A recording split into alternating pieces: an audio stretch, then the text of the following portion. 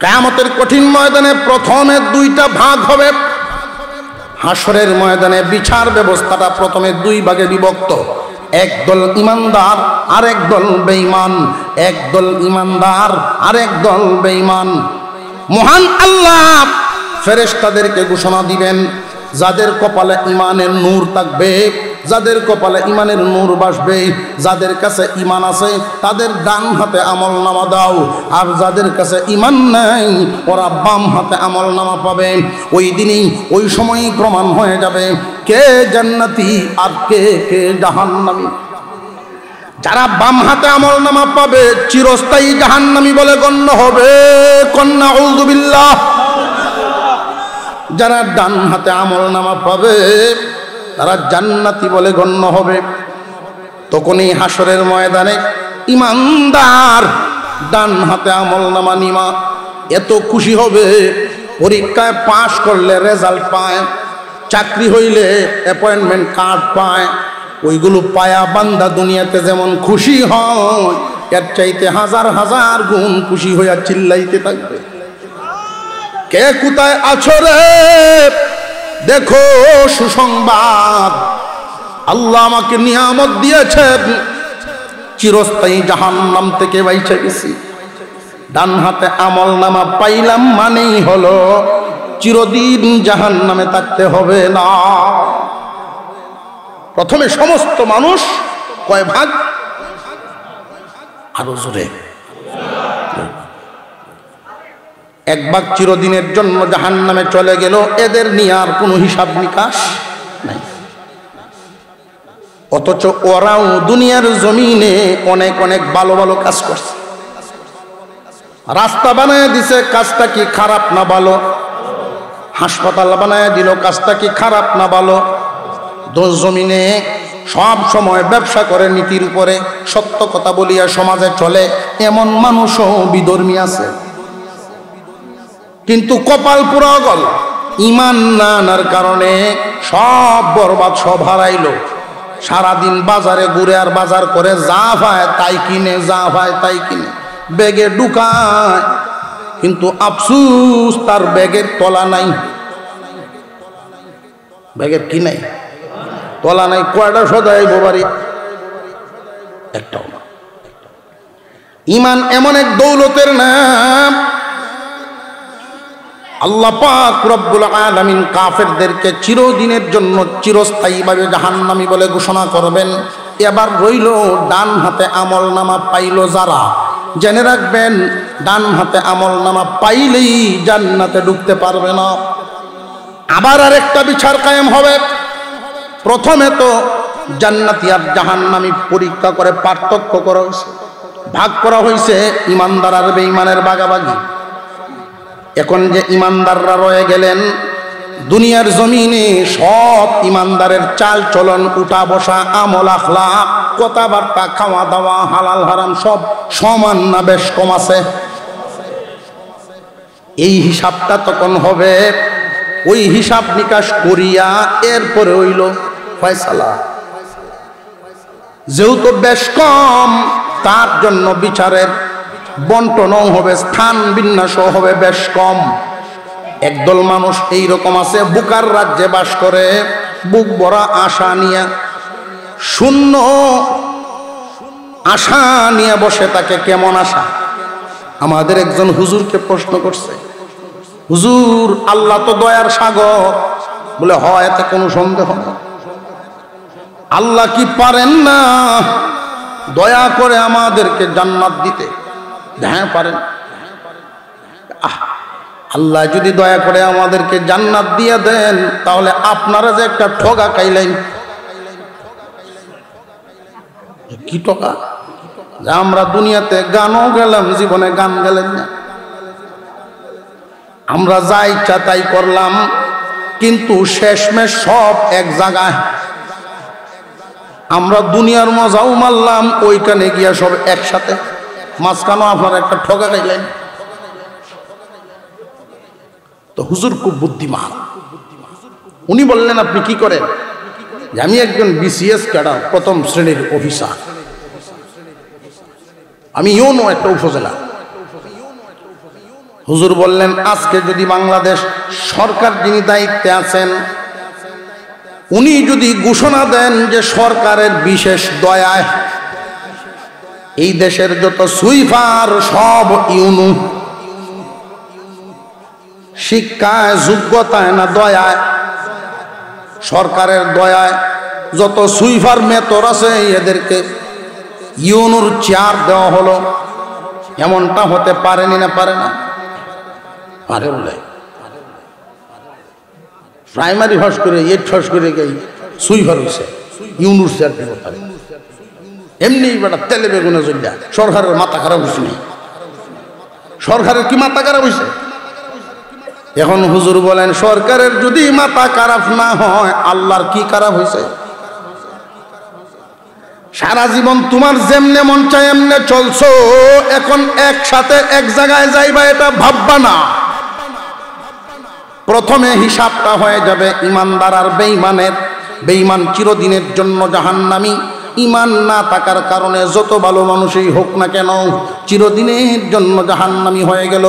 ইমানদাররা এক জায়গায় রয়ে গেল। এখন এই ইমানদারদেরকে বেদ বিচার করা হবে।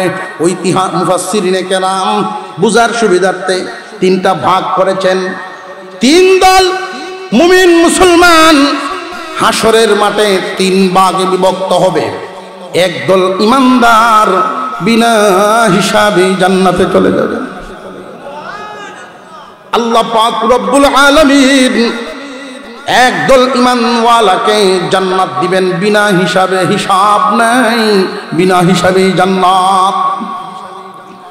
আর একদল ঈমানদারের ব্যাপারে আল্লাহর ঘোষণা, হিসাব নিকাশ হবে ঠিক, কিছু ছাড় দিয়া সহজ হিসাবে ওরাও জান্নাত।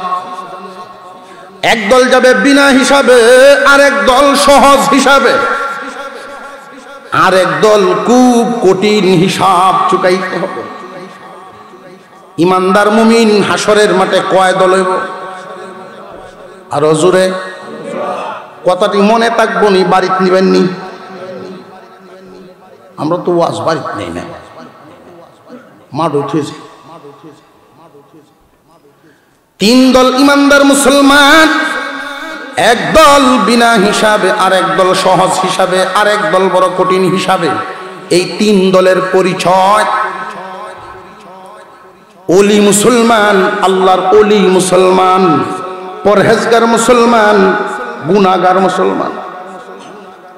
গুনাহগার মুসলমান, পরহেজগার মুসলমান, আল্লাহর ওলি মুসলমান। আল্লাহর ওলি মুসলমান কারা এরও কিছু পরিচয় আছে। পরহেজগার মুসলমান কারা তারও তো পরিচয় আছে। গুনাহগার মুসলমান কারা তারারও তো পরিচয় আছে। আমরা নিজেরাই নিজেদের হিসাব মিলায় ফেলতে পারবো আমি কোন দলের ব্যক্তি। আল্লাহর ওলিগণ হলেন দুনিয়ার জমিনে হালাল পথে দুনিয়া কামানো, না জায়েজ না জায়েজ।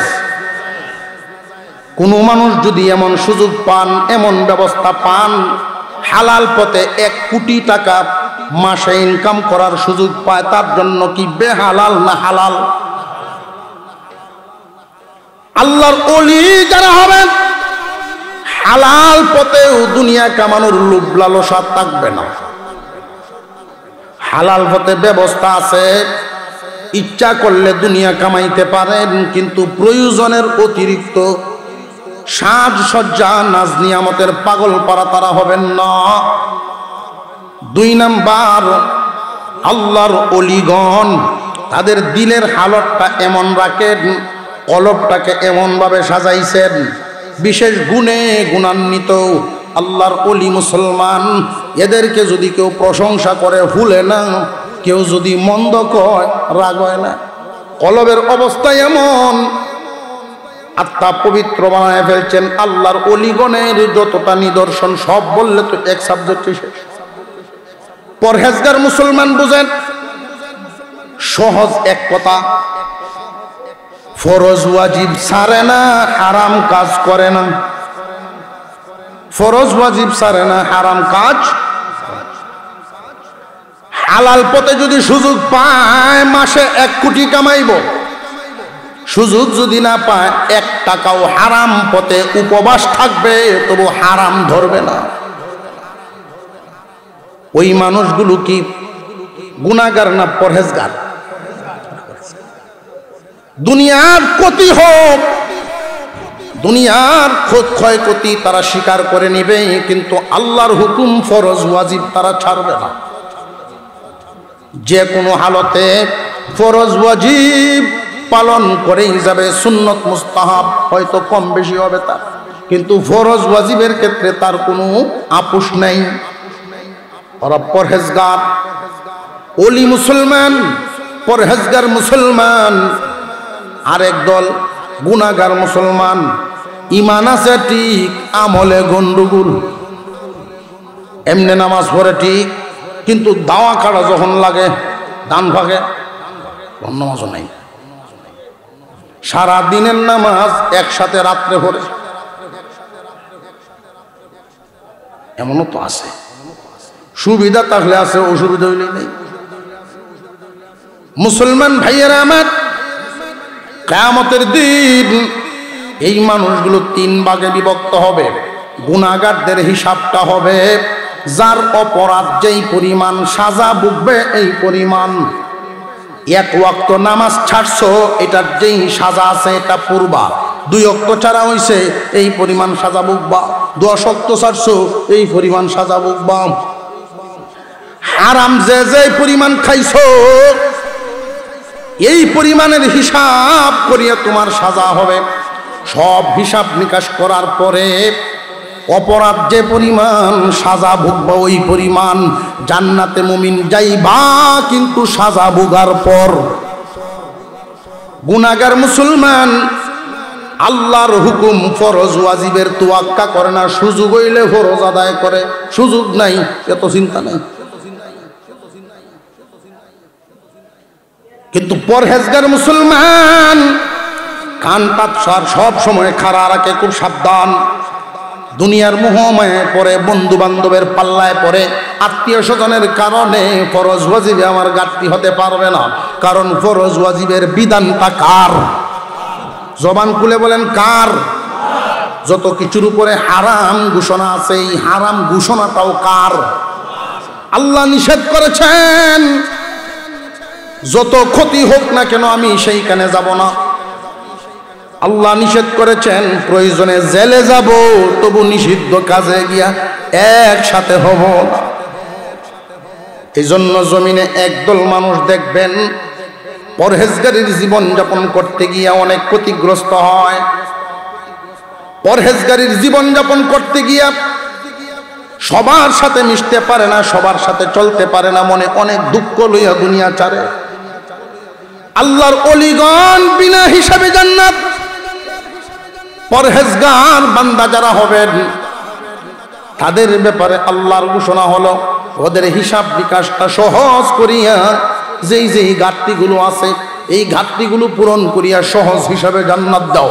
ওদেরকেও আমি জাহান্নামে পুরাইব না, কারণ ওদের দিলের ভিতরে অনেক জ্বালা, অনেক যন্ত্রণা। ফরজ ওয়াজিব ছাড়ছে না, হারাম কাজ করছে না, এই নীতির উপরে থাকতে গিয়া মরণ পর্যন্ত এই কলবে অনেক জ্বালা সহ্য করেছে, নির্যাতন সহ্য করেছে।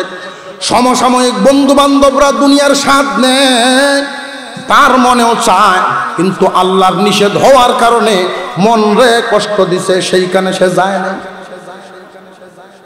এমন মানুষকে আল্লাহ জাহান্নামে না নিয়ে সহজ হিসেবে জান্নাত দিবেন।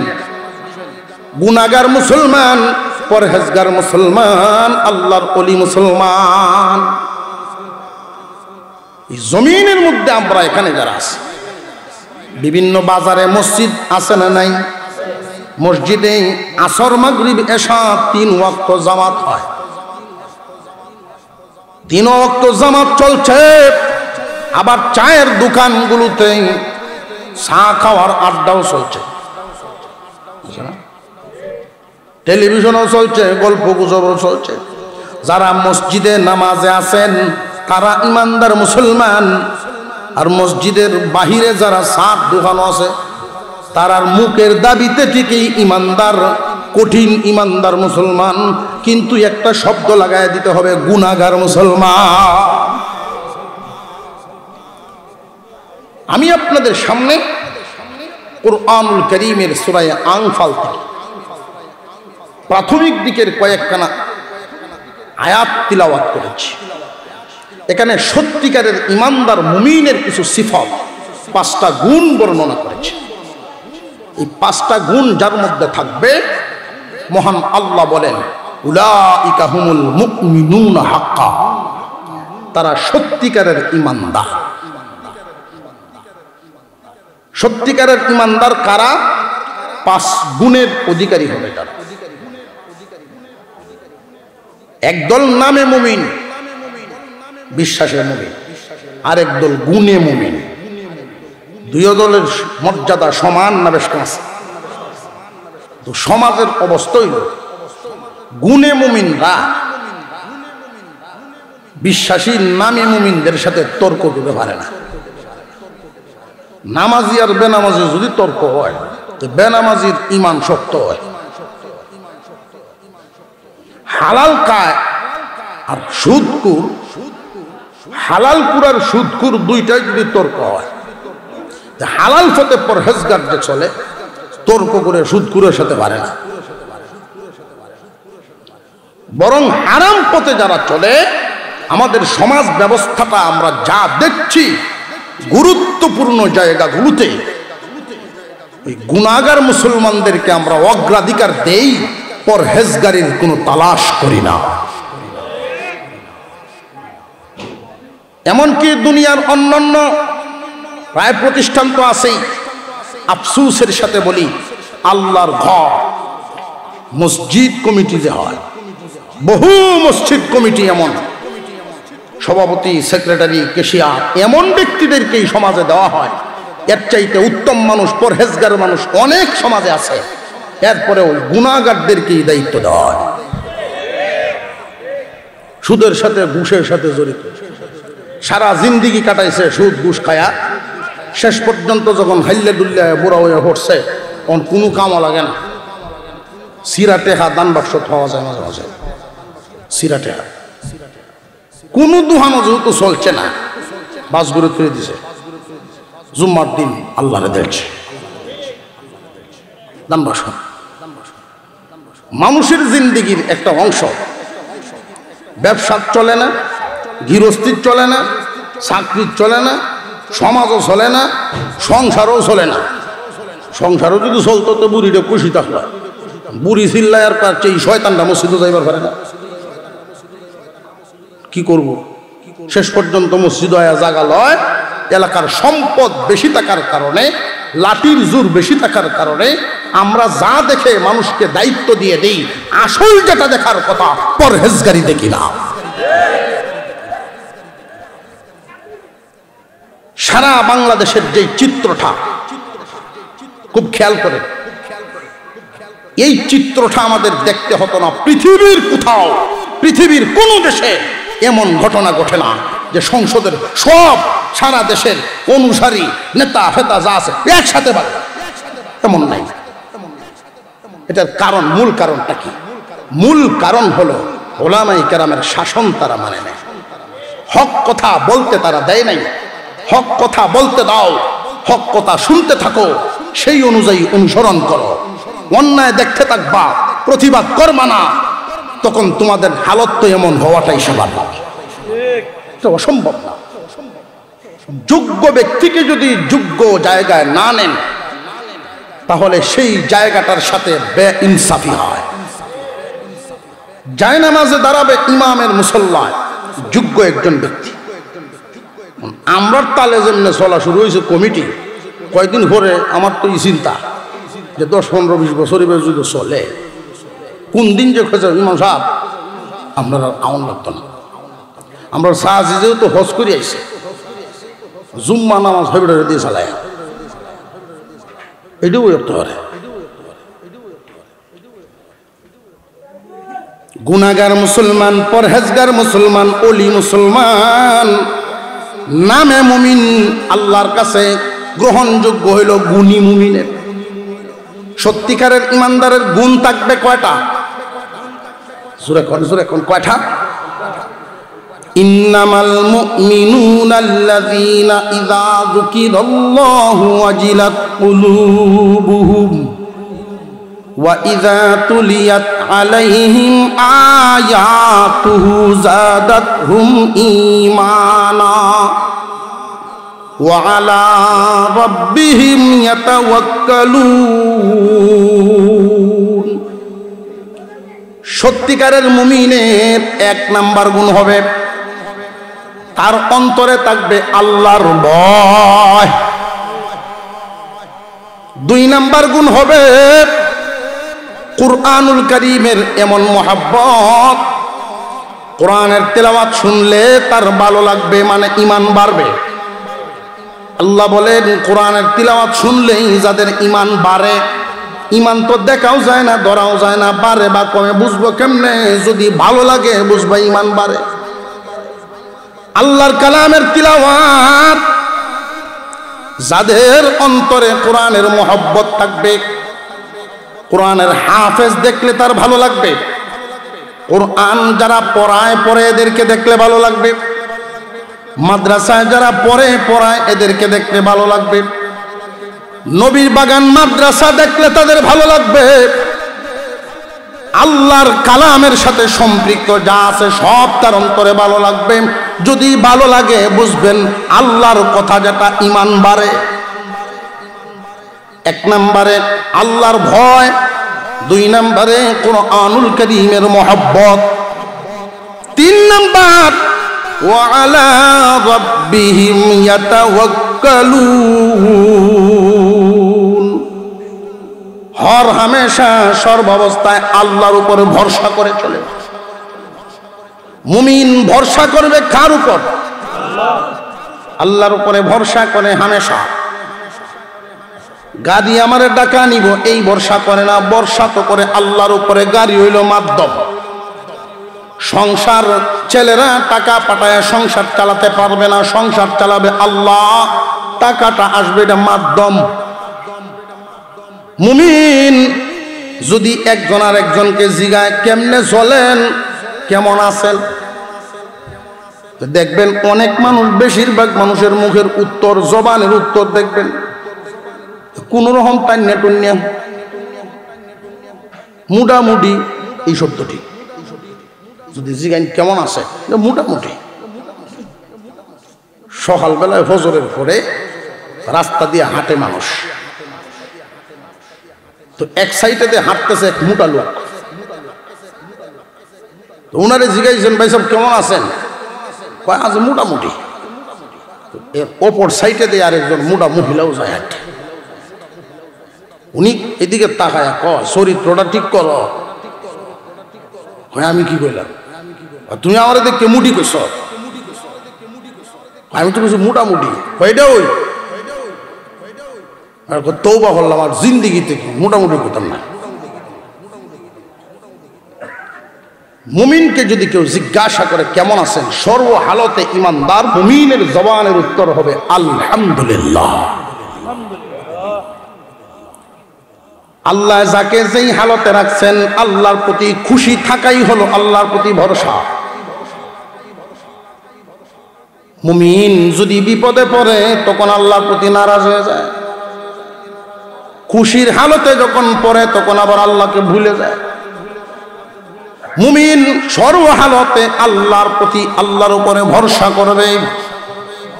দুনিয়ার ভাই ভাতিজা গোষ্ঠী আত্মীয় স্বজন সব হলো দুনিয়ার আসবাব, দুনিয়ার মাধ্যম। মূল ভরসার জায়গা হলো একমাত্র 1 নম্বরে আল্লাহর ভয়, 2 নম্বরে কুরআনুল কারীমের মহব্বত, 3 নম্বর আল্লাহর প্রতি ভরসা, 4 নম্বর আল্লাহ পাক রব্বুল আলামিন বলেন আল্লাযীনা ইউকিমুনাস সালাহ। আল্লাহ পাক রব্বুল আলামিনের মহান একটা হুকুম, নামাজ। সত্যিকারের মুমিন যারা হবে, গুণী মুমিন, তাদের 4 নাম্বার গুণ হবে ওরা নামাজ পড়বে, নামাজি হবে, মুসল্লি। আল্লাহ পাক রব্বুল আলামিন যাদেরকে নামাজি বানাইছেন, নামাজ পড়ার মতো মন দিয়েছেন, আজান শুনলে নামাজ না পড়লে ভালো লাগে না, এই রকম গুণ যাদের মধ্যে আছে, আল্লাহর দেয়া বিরাট বড় এক নিয়ামত পাইছেন। বেশিরভাগ মানুষ এই সমাজের মধ্যে নামাজ আদায় করে না। যারা আদায় করে এদের মধ্যে সকলের আবার কবুল না। কারণ নামাজ সহি শুদ্ধ হওয়ার জন্য কিছু শর্ত আছে না নাই? নামাজ কায়েম করবে মুমিন। নামাজ কায়েমের যেই আলোচনা অনেক লম্বা, এর মধ্যে একটা অর্থ জেনে রাখেন, নামাজকে নামাজ বানায়া আল্লাহর সামনে পেশ করা। সেজদাকে সেজদা বানাবে, সেজদা যেমন দেওয়ার কথা এমন দিবে, মুরগির ঠুকরের মতো না। রুকুকে রুকুর মতোই দিবে। কওমা জলসা যেই যেই হক আদায় করিয়া নামাজ আদায় করবে, আল্লাহু আকবার করে গরিব টাইম দে মুসল্লি নাই, সেজদা দিয়েছেন দুনু পা একসাথে জমিন থেকে, সেজদার সময় দুনু পা তুললে নাড়ায়, একসাথে জমিন থেকে দুনু পা যদি উঠে যায়,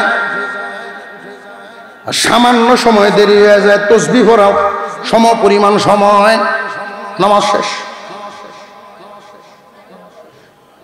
রুকু থেকে সোজা হয়ে যায় দাঁড়ানো, এটা ওয়াজিব, সোজা হয়ে দাঁড়াইতেই হবে। যদি কেউ না দাঁড়ায়, সোজা না হয়, সোজা হওয়ার মানে কি?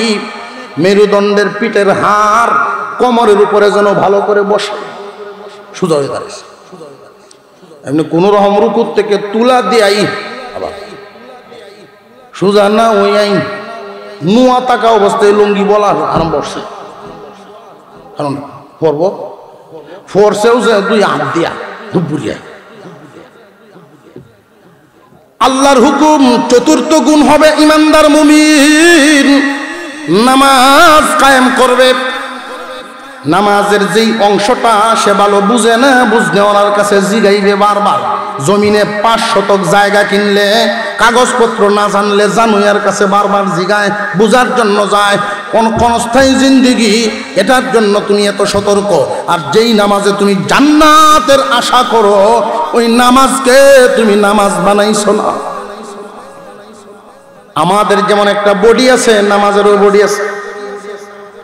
আমাদের বডির মধ্যে এমন কিছু অঙ্গ আছে, না থাকলেও মানুষ বাঁচব। যেমন 3টে আঙ্গুল নাই বা একটা হাত নাই, মানুষ বাঁচবে না বাঁচবে না। কিন্তু মাথা নাই এমন কোন মানুষ আছে? কলজা নাই। নামাজের মধ্যে ফরজ, ওয়াজিব, সুন্নত, বিধিবিধান এমন নামাজের ভিতরেও মাসলা মাসাইল আছে না নাই? যদি নামাজের ভিতরে ফরজ নষ্ট হয়, নামাজের যেই শর্তগুলো দেওয়া আছে বাহিরেও ভিতরে 13 ফরজ। এটা ওয়াজও শিখানিন না, নুরানি বিভাগও শিখায় বাচ্চাদেরকে। আমরা ওই জায়গায় মাইর খাই। আমাদের বাচ্চাদেরকে উচিত হলো মুসলমানের সন্তান 5টা হোক আর 10টা হোক, সবগুলো আগে পড়বে নুরানি, এরপরে দুনিয়া গুরানি। ডাক্তার বানাও, ইঞ্জিনিয়ার বানাও, যা বানাও সব বানাও, অসুবিধা নেই। ছেলের ডাক্তার বানাইবেন, বানান। একটা মানুষ 20 বছর পর্যন্ত পড়াশোনা করতে পারে, 2 বছর দেন নুরানিতে, 18 বছর দিবেন দুনিয়াদারিতে। এই 2 বছর যে নুরানিতে পড়বে, মুসলমান হওয়া শিখবে। আমরা এই জায়গায় ভুল করি। আমরা যদি 4-5টা সন্তান থাকে, স্বামী স্ত্রী 2 জন যুক্তি করে, একটারে দেলাই আল্লাহর রাস্তা, একটারে যে আল্লাহর রাস্তায় দিলা, বাকিগুলোরে কার রাস্তায় দিছো? শয়তানের রাস্তায়। সবগুলো মুসলমানের সন্তান প্রথমে যাবে আল্লাহর রাস্তায়, প্রথমে আল্লাহর রাস্তায় যাবে। কেন প্রথমে? অনেকের ধারণা, এমন স্বীকারোক্তিও আমরা শুনে থাকি, ছেলে বড় হোক, মেয়ে বড় হোক, নামাজ যখন পড়ার তখন শিখতে পড়ব। অসম্ভব, এটা আর হয় না। বর্তমান যেই সমাজে আমরা দেখতেছি, তাদের মুখের উপরই বলে দিবেন আপনি কুরআনুল কারীম সহি করে পড়েন নাই, এখন যে সংসার শুরু করলেন, সন্তানাদি মানুষ করার দায়িত্ব পেলেন, এখন কি আর কোরআন শেখার সময় সুযোগ মিলেনি? না, তার আরো এই হালত হবে। খুব জরুর 2টা বছর নুরানিতে পড়ানো, ছেলে হোক আর মেয়ে হোক, একটা হোক আর 5টা হোক, সবগুলো আগে পড়বে এখানে, এরপরে পড়বো স্কুল কলেজ ভার্সিটি, অসুবিধা নাই। তাম পৃথিবী প্রদক্ষিণ করবে, দুনিয়ার যত সার্টিফিকেট আছে আনবে, এরপরেও আপনার এই সন্তান ইসলাম থেকে দূরে সরবে না। বেশিরভাগ মানুষ নামাজ যে পড়ে না, এই কথাটা কেন বললাম? বেশিরভাগ মানুষ নামাজ পড়ে না নামাজ না জানার কারণে। বেশিরভাগ মানুষই নামাজ পড়ে না নামাজ জানে না এই কারণে। জেনে রাখবেন, দুনিয়ার একটা নিজাম, যে যে জিনিস জানে, জানায় তারে টানে, জানায় যে টানে, এটা বুঝেননি? বেতি তুলতে পারে এক লোক, রাস্তা দিয়ে হাঁটতে যায়, আরেকজন বাড়ির গাটার মধ্যে বেতি তুলে, কত মানুষই আসা যাওয়া করে, কেউ দাঁড়ায় না, এই বেতি তুলনেওয়ালা দাঁড়ায় গেছে। কি ভাই আপনি দাঁড়াইলেন কেন? দেখতেছি কোন সিস্টেমে আপনি তুলেন। অন্য কেউ তো দাঁড়াইল না, কারণ তারা বেতি তুলতে জানে না, যে দাঁড়াইছে হে জানে। টান যে বিড়ি খায়, দেখবেন আরেক বিড়িওয়ালার হিস লইছে, কারণ হেডটেন নাই আসবা। নতুন জামাই শ্বশুর বাড়িতেছে, গভীর রাত 3টার সময় বাঁশির আওয়াজ, বাঁশির সুর ভায়া ঘুম ভাঙিয়েছে। বিবি জিগায় কি ব্যাপার, আপনি করর দিতেছেন, গড়াগড়ি করে ঘটনা কি? করর দেন কেন, ঘুমাবেন না? কয় না, তুমি তো জানো না, বাঁশি বাজানো আমার বড় শখ। এই যে সুর, এটা করতে গেছে, এটা আমরা নদীর হেইভারে স্কুল ঘরের ছাদের উপরে বইয়া গভীর রাত্রে বাঁশি বাজায় মাঝে মাঝে। কয় আমি ওই পর্যন্ত যদি না যাই আর একটা ফু না দিই, আমার ঘুমে আর ধরতো না। জানা এমন টানা টানে। নুরানি পড়ায়া দেন ছেলে মেয়েকে, এখন না পড়ুক, এক সময় পড়বে, আর যখন পড়বে সহি শুদ্ধ করে পড়বে। নামাজের বডি আছে, এই বডির হক আদায় করে করে যারা নামাজ আদায় করবে, কবরে নামাজ নামক আমল তার সাথী হবে। শক্তিশালী একটা বডি নিয়ে আযাবের সামনে মোকাবেলা করবে। মুসলমান ভাইরা আমার, মুমিনের কয় নাম্বার গুণ? নামাজি হওয়া। বাড়ি পর্যন্ত যাইব ওয়াজ যাইব নি বাড়িতে? 4 নম্বর। 5 নম্বর হলো ওয়া মিম্মা রাযাকনাহুম ইউনফিকুন। আল্লাহ যারে যা দিয়েছেন, আল্লাহর দেওয়া মাল থেকে বিধি বিধান মতো আল্লাহর রাস্তায় দেয়। বেশি পরিমাণে সম্পদশালী হলে তার উপরে যাকাত আসবে, যাকাত দেয়। হজ ফরজ হইলে হজ করে। হজ যাকাত ফরজ না, কিন্তু আল্লাহর দেওয়া মাল থেকে আল্লাহর রাস্তায় দেয়। মুমিনের এই 5 নাম্বার গুণ, আল্লাহর দেওয়া মাল থেকে আল্লাহর রাস্তায় দিবে। দুনিয়ার জমিনে যখন আমরা আসছিলাম, হাত কি ভরা ছিল না খালি? আর একটু জোরে কর, কেউ হুমতো না তো, আমরা হই। যখন আসছিলাম কেউ কিছু নিয়ে আসি নাই, এখন অনেক কিছুর মালিক। এই মালিক বানাইছেন কে? অনেকেই এটা বলে যান। গরিব যদি ধনী হয়, আগের অসহায়ত্ব বললে যায়। আগের আর সেই কালা দিন থাকে না, লাল দিন আরম্ভ হয়। আল্লাহর দেওয়া মাল আল্লাহর রাস্তায় দেয় যারা, মুমিনের 5 নম্বর গুণের অধিকারী তারা। সত্যিকারের মুমিনের 5টা গুণ। 1 নাম্বার মনে আসেনি? আল্লাহর ভয়। 2 নাম্বার কুরআনুল কারীমের মহব্বত। তিন নাম্বার আল্লাহর প্রতি ভরসা, চার নাম্বারে নামাজ পড়বে, নামাজ কায়েম করনেওয়ালা, পাঁচ নাম্বার দানবীর, আল্লাহর দেওয়া মাল থেকে আল্লাহর রাস্তায় দেওয়া। এই গুণ যার মধ্যে থাকবে, এই পাঁচটা গুণওয়ালা মানুষের ব্যাপারে আল্লাহ ঘোষণা দেন, উলাইকা হুমুল মুমিনুনা হাক্কা, এরা হইল সত্যিকারের ইমানদার, বাকি সব নামে, এরা হইল গুণে। এই যে গুণী ইমানদার যারা, এদেরকে আমি আল্লাহ পুরস্কার দিব তিনটা। সুবহানাল্লাহ। পুরস্কার কয়টা? লাহুম দারাজাতুন ইনদা রাব্বিহিম, এক নাম্বার পুরস্কার, জমিনে আল্লাহ তার ইজ্জত মর্যাদা বাড়ায়া দিবেন, সম্মানী বানাবেন। দুই নাম্বার ওয়া মাগফিরাতুন, তার জীবনে যত গুনাহ আছে সব মাফ করে দিবেন। চার নাম্বার ওয়া রিজকুন কারীম, আল্লাহ তারে সম্মানী রিজিক দিবেন, সম্মানের রিজিক। তিনটা, এক নম্বরে ইজ্জতওয়ালা বানাবেন, দুই নম্বরে নিষ্পাপ বানাবেন, গুনাহ মাফ, তিন নম্বরে চিন্তা নাই ভাবনা নাই, হালাল পবিত্র রিজিক তার জন্য ব্যবস্থা করবেন কে? এইখানে একটা প্রশ্ন যায়, আল্লাহ বান্দাকে কখনো কম দেন না। তো এইখানে দেখা যায় গুণ গেল কটা? ফেসলা হয়েছে। গুণ কি তিনটা? পাঁচটা। পুরস্কার হইল তিনটা। গুণ গেল পাঁচটা, পুরস্কার তিনটা। কেন?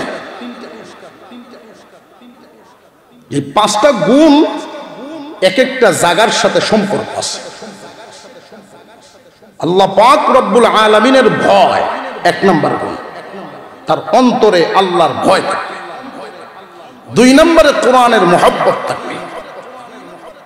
আল্লাহর ভয় থাকে যে জায়গায়, কোরআনের মহব্বত অন্তরেই। আল্লাহর প্রতি ভরসা থাকবে, ভরসাও করে মানুষ অন্তর দিয়ে। গুণ হইল তিনটা, জায়গা একটাও, অন্তর, কলব। এই তিন গুণে গুণান্বিত হবে তার কলবটা, অন্তরটা। চার নম্বরে নামাজ কায়েম করা, নামাজের সম্পর্ক সারা বডির সাথে। এই বডি দিয়ে মানুষ নেকিও করে, গুনাহও করে। আল্লাহর বিধান নামাজ আদায় করবে বডি দিয়া, কপাল থেকে নিয়ে পা পর্যন্ত সারা বডি আল্লাহর সামনে উঠায়। নামাজের সম্পর্কটা চার নাম্বার গুণ বডির সাথে। পাঁচ নাম্বার গুণের সম্পর্কটা মালের সাথে। আল্লাহর দেওয়া মাল আল্লাহর দেয়। যদিও গুণ গেল পাঁচটা, এই পাঁচ গুণের জায়গা কয়টা? কলব, বডি, মাল। কলব, বডি, মাল। গুণ যদিও পাঁচটা, জায়গা পাইছি তিনটা। এই জন্য আল্লাহ বলেন, এই তোমার এই তিন জায়গার জন্য আমি আল্লাহর পক্ষ থেকে তিনটা পুরস্কার। কলব প্রশান্তি হয়। মানুষ কাউকে যদি ইজ্জত দেয়, সম্মান দেয়, কলবে শান্তি হয়। অশান্তি আর শান্তি তো এই জায়গা তো বডির সাথে না, শান্তির সম্পর্ক মনের সাথে। পাঁচ তালাত ঘুমায়, ঘুম নাই, পেরেশানি, আর মনও শান্তি নাই। আর রেল লাইনও নাক ডাকে ঘুমায়, আছে না নাই? যার কলবটা তিনটা গুণে গুণান্বিত, মন এক নম্বরে আল্লাহর ভয়ে ভরা, কোরআনের মহব্বতে ভরা, আল্লাহর প্রতি ভরসায় ভরা। তিন গুণে গুণান্বিত করবে, তিনটা রঙে রঙাইবে তার কলবটাকে। মহান আল্লাহ বলেন, জমিনে তোমার ইজ্জত সম্মান বাড়ায়া দিব। নামাজ কায়েম করব যেই বডি দিয়া, যখন নামাজি এমন নামাজি হবে এখন তো আমরা নামাজ পড়লে দুনিয়ার কাজ কাম থেকে ফারেক হইয়া নামাজ পড়লে নামাজকে বুঝায় মনে হয়, কিন্তু এমন একটা হালত হবে আজান শুনে ফেললে নামাজ পড়ার আগ পর্যন্ত বান্দার ঘুমে ধরব না। নামাজ পড়ার আগ পর্যন্ত দুনিয়ার কোনো কাজেই মন বসবে না, খানা ভালো লাগবে না, কিচ্ছু ভালো লাগবে না, যতক্ষণ নামাজ আদায় না হয়। আল্লাহ পাকের এমন বান্দারা যারা প্রথমেই নামাজিদের হালত হয় নামাজ খুঁজে খুঁজে ফিরে, নামাজ যখন কায়েম হয়ে যায়, বডির সাথে সম্পর্ক হয়ে যায়, নামাজে তারে খুঁজে, এমন হালতে যখন পৌঁছে যায় তার এই বডির দ্বারা অর্জিত সমস্ত গুনাহগুলো আল্লাহ মাফ করে দেন। নামাজের গুনাহ থাকে না, মাফ করেন কে? আল্লাহর দেওয়া মাল যারা আল্লাহর রাস্তায় দেয়, আল্লাহ বলেন আমি এদেরকে ফকিরি দেই না, গরিবি দেই না, অভাব দিব না। দান করতে করতে অভাবী হয়েছে, গরিব হয়েছে, এমন নজির জমিনে কয়টা? দান করতে করতে মানুষ ফকির হয় না। আল্লাহ পাক রব্বুল আলামিন বলেন যারা আমার দেওয়া মাল থেকে আমার রাস্তায় দিবে, আমি আল্লাহ এদেরকে, এই মানুষগুলোর জমিনে সম্মানের রিজিক খাওয়াইব।